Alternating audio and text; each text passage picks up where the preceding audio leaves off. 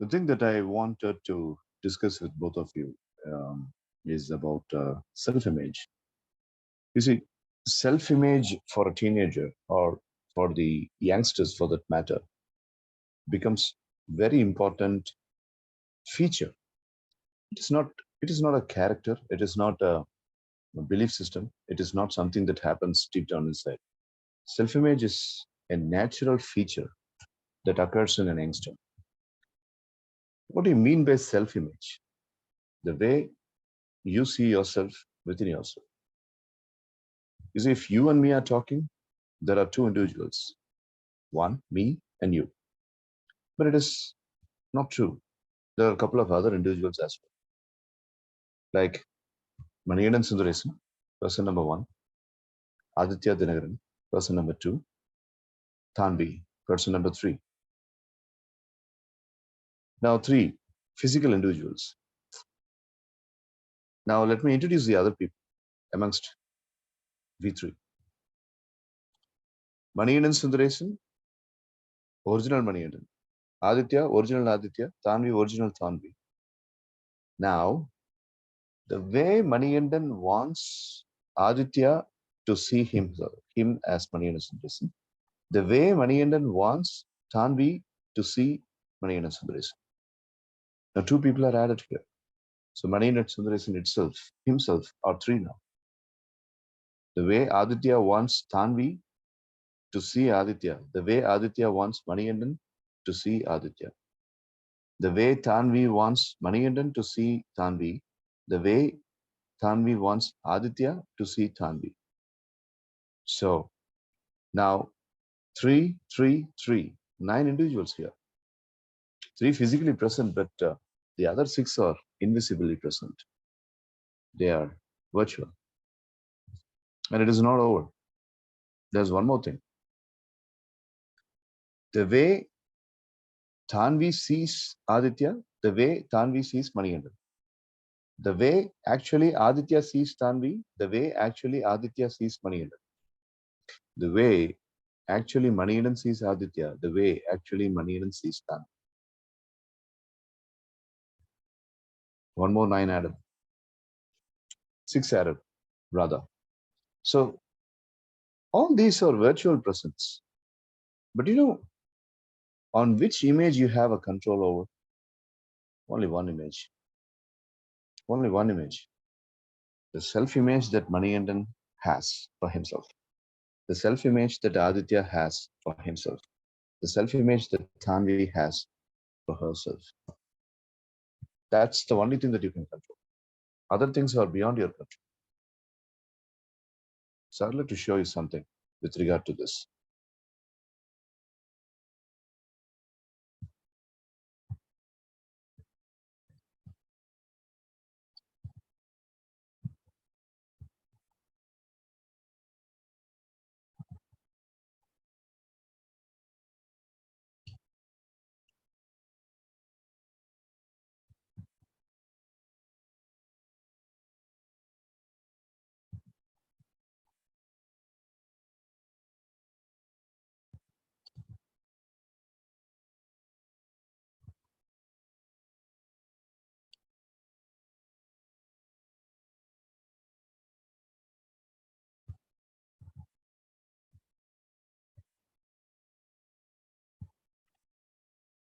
Yeah. The self-image sets the boundary for your account. And the self-image is what determines your success. I want you to have a good look at this particular graphic. You have a black box, and then you have a pink color box inside the black. And you've got a circle, brown color circle inside that pink box. And you're there inside. And there are a couple of other information like real limits. Okay, so we have this real limits, and we have this area of possibility. We have this self-imposed limits. We have this area of underutilized potential.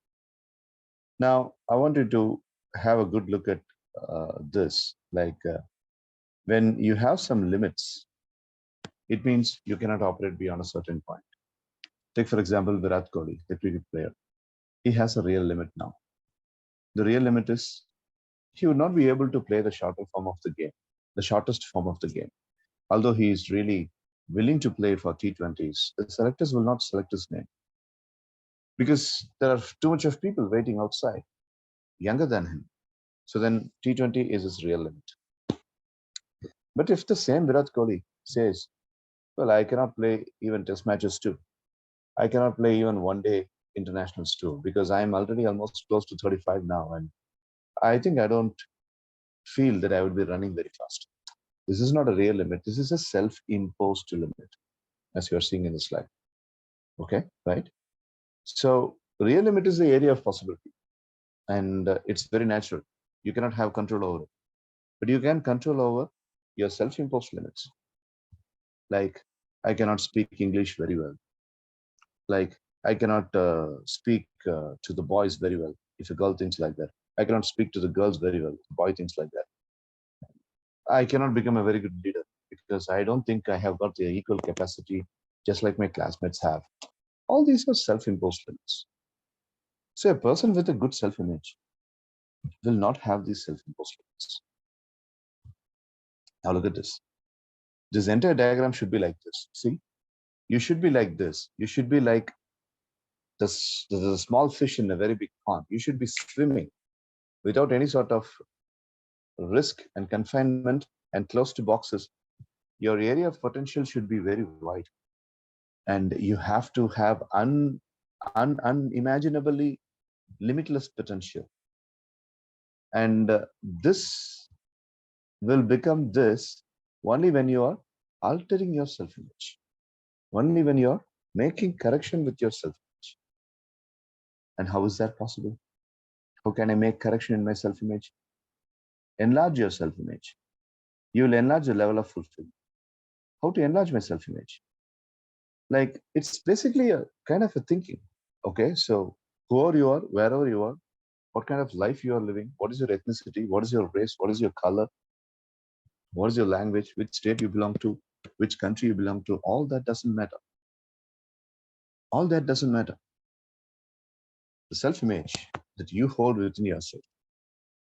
Like take, for example, Olympics. India has always been very weak in Olympics. And if you go and browse the history of Olympics, India has got very less number of gold medals. And one of the controversial reports say that Indians had very low self-image when it came to sports. But only in the recent times, people like PV Sindhu and some other people who have grabbed gold in Olympics and the challenged people who gathered gold in Paralympics, all these people have broken that report that Indians are not weak in self-image. Why did another country make a criticism about Indian self-image and make such a controversial? He knows it's a controversial statement, but still he makes it because somewhere deep down inside we have made him think like that. So that is why self-image becomes so important. Well, sir, I'm able to understand the intensity. Excuse me.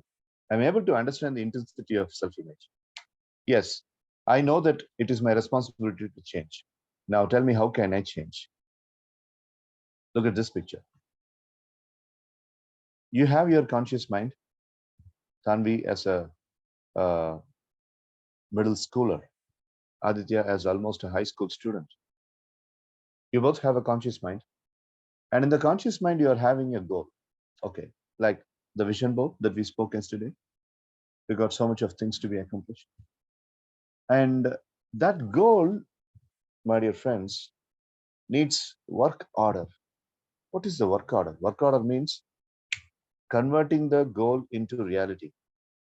The plans, the actions that you need to take, and your courses of actions, all those are called as what? Work order. And based upon your work order, you will get results, as you are seeing in the flow chart. But there is something between the goal and the work order. There is something between the goal and the work order and the result. And that is self-image. So when this area goes wrong, okay, when this area, when this particular thing goes wrong, then everything goes wrong. Work order goes wrong, results goes wrong, goal disappears, conscious mind is also affected.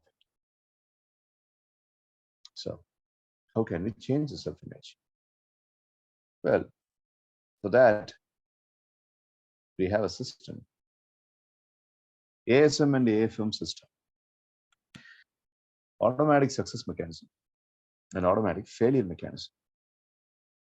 You see, if a person has got a very good self-image and the ability to not doubt himself or herself, then the person is operating with something, and that is called as automatic success mechanism.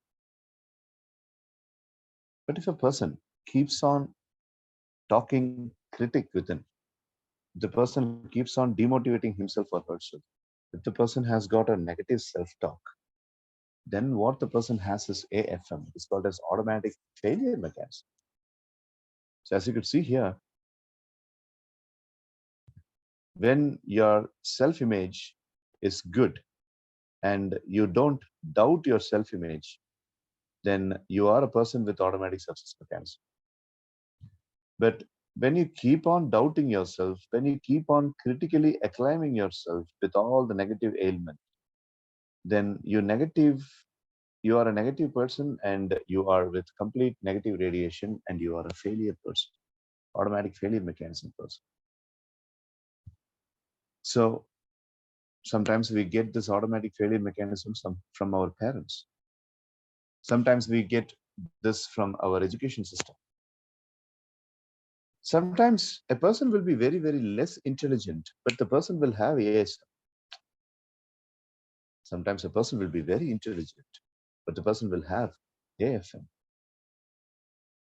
They will speak about everything, but whatever they speak, they will speak with a lot of sense, but there will not be any motivation in them. That's a dangerous way of automatic failure mechanism and intelligence clubbed together.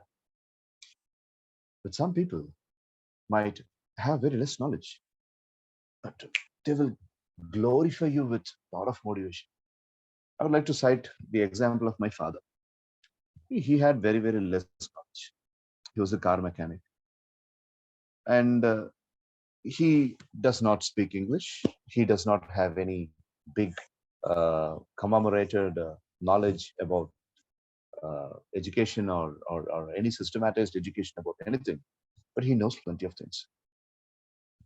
Okay. He was an illiterate, but he knows plenty of things, how world operates, how universe operates. So he was glowing with automatic success mechanism, although the knowledge was very, very less because he had a wonderful self-image, groomed self. And how did he develop that? Because he always listened to what he spoke within himself. He was never focusing on critic within. So he always slashed down critic within. He never spoke bad about himself and his family members. He never spoke bad about his potential and his talents. He never spoke bad about the results. Okay, fine. I'll give my best. Things will automatically work. Let me put my best foot forward and things will automatically work out. So automatic failure mechanism was completely out of his regime. And he raised me and he raised my brother. And we both are trying to live in that way. So it is a mind concept, my dear friends. So how can one really make this possible? And that's where I would like to bring the mechanism of how to build automatic success mechanism and eradicate automatic failure mechanism, which is where I would like to give you another exercise, and that's called as the theater in mind. The theater in mind. I wanted to have a good look at this particular picture. The theater in mind. Well, Mr. Maniandan, you've been speaking about self-image, and now you're speaking something about theater in mind. What is it? What do you mean by theater in mind? You want us to watch the movies? What is it? Well, I would like to make sure that you properly understand this particular concept of theater in mind. Like, you see these two pictures, the mental rehearsal and theater in your mind. They both are named as the deja vu effect. Like the theater in mind concept is an exercise that you do for always keeping your self image glowing and at the upbeat. Let's say, for example, in this cartoon, you're seeing a basketball player in your left hand side, and the basketball player really wants to score some shoots. He just wants to score some goals. There are two things in his mind: the real experience and the synthetic experience. Okay, real experience and synthetic experience. Like you trip the ball, you keep running, and you put it on the board. The ball falls out, or the ball falls into the ring. If you do that physically, it's called as real experience.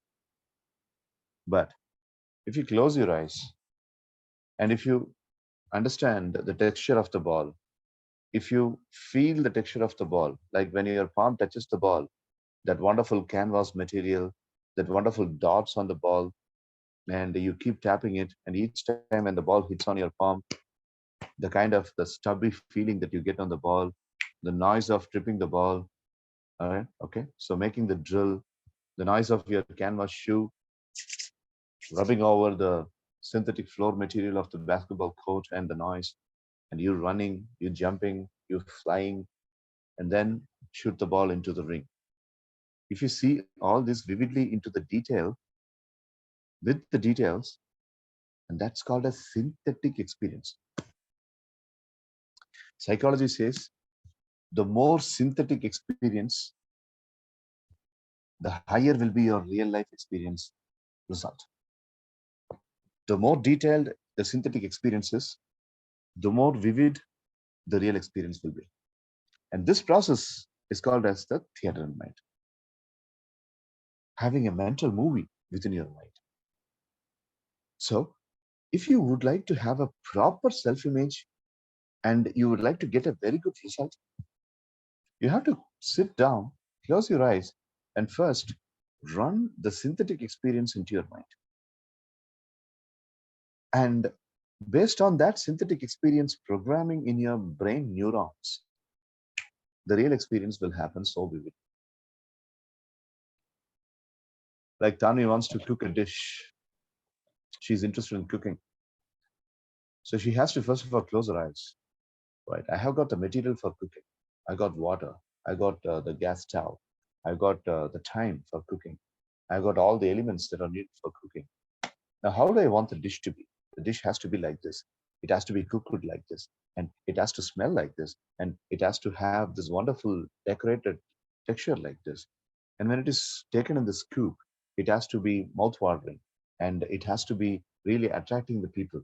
Okay, so I will be doing this. I will be adding this amount of pepper. I'll be adding this amount of tamarind. I'll be adding this amount of salt. All this, she has to first of all imagine within her mind with details, and the synthetic experience gives her the juice, okay, gives her the power. And at that point of time, the self-image is being sharpened. And then she puts on her hand into the cooking, and the cooking will be more successful. Well, okay, today I have got a tennis match. Aditya goes for a tennis match, and 9 o'clock the match is going to start, and the person who is going to play as an opponent to him is 3 years older than him. He's a high secondary student, and he's a high school student. So he closes his eyes. Okay, no matter who it is, I mean, even if he's going to college, I don't care. But he's a good player. I appreciate him. I appreciate him. But okay, this is how I'll play. This is how I'll play the shot. This is how I'll play the ace. This is how I'll serve the ball, and this is how I will hold the racket, and the velocity of the hit when I smash the ball, when I take a right hand, when I take a backhand. This is how my elbow will work. This is how my you enjoy the process in having that synthetic imagination. And at that point of time, the self-image, Aditya is not going to play tennis. Tanvi is not going to cook. The self-image of Aditya that is going to play tennis. The self-image of Tanvi is the one who is going to cook. So by synthetic experience, you are sharpening your self-image. Because as you could see in this cartoon, the real experience is equal to synthetic experience. Synthetic experience is equal to real experience. So the more vivid your mental rehearsal is, the more vivid your reality will also be.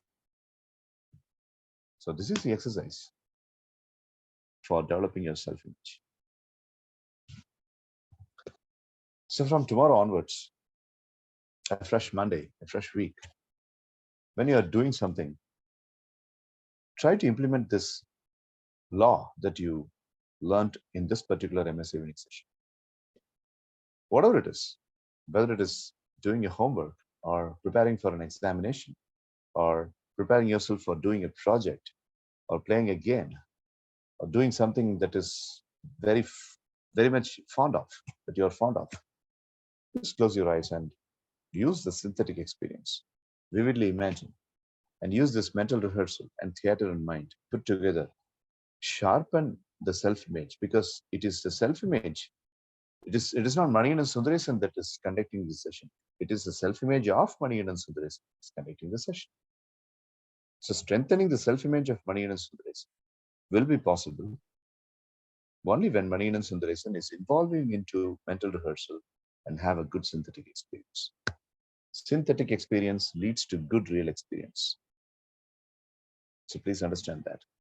And this is one psychological exercise I wanted to give in this session for you. Hope you understood. Any questions, Aditya and Tanvi? No, sir. Okay. So make use of it and let us try to discuss some other concept in our next class and understand that your CRS is playing a major role. And if you start using the theater in mind, that is also going to be added into your CRS. Okay, right. If there are no questions, well, that is it. Let us just rest the case, and that's it for today. And we will meet next week. And my finishing one-liner signature statement is always, always try to apply or try to use whatever you learned in MS evening session. Put things into action, otherwise your weekend classes are going waste. If you'd like to remember, you can always you can always type this in Google. Yeah, I put in chat. Type MS evening sessions in Google. You will be directly taken to the official YouTube channel of MS evening sessions, and there you will have this recorded sessions uploaded, and you can learn from there also, and you can remind yourself from there also. All right. So thank you so much. We'll meet next week. Have a good week. Bye, Tanvi. Bye, Aditya. Thank you, sir. Bye, sir. Bye, Adityana. Bye, sir. Bye. Bye. Bye, Tanvi. Yeah. Bye. Bye.